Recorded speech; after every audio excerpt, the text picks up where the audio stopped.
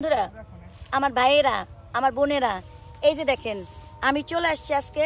এটা হলো মাসকলাইয়ের ক্ষেত, অর্থাৎ মাসকলাইয়ের একটা ডাল আছে, সে ডালের ক্ষেত।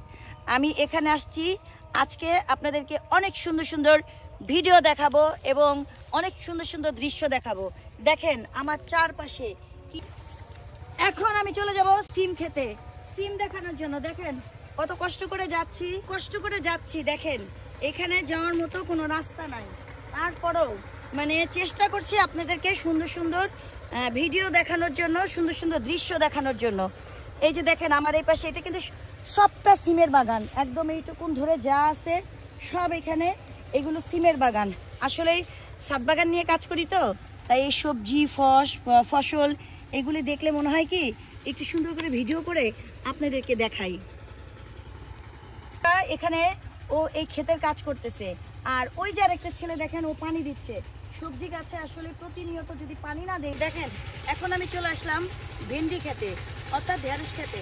এইখানে একটা জায়গার মধ্যে ওরা বিভিন্ন ধরনের সবজি চাষ করেছে। আর এই যে দেখতে পাচ্ছেন এই যে ভেন্ডি ক্ষেত, এই যে এখানে সবই ভেন্ডি ক্ষেত এবং ওইটা মাসকলাই নিচে।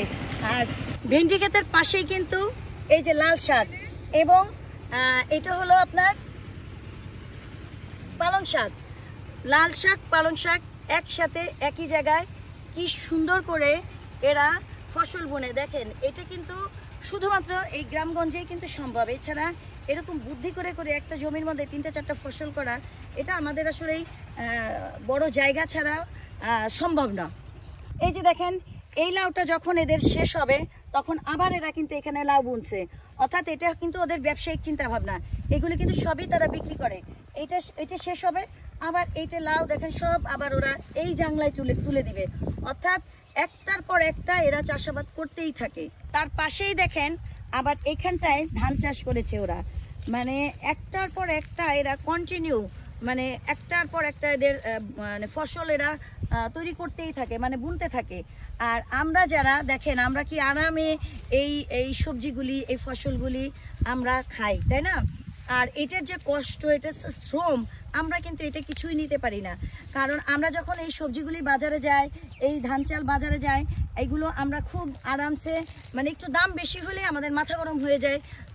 অরিজিনালি কিন্তু আমাদের এই কৃষকরা ন্যায্য মজুরিটা পাচ্ছে না, অর্থাৎ মধ্যভোগীরা আমাদের এই কৃষকদেরকে ঠকিয়ে মধ্যভোগীরা লাভবান হচ্ছে, মাঝখান দিয়ে আমাদের কৃষকরা এরা কিন্তু ঠকে যাচ্ছে।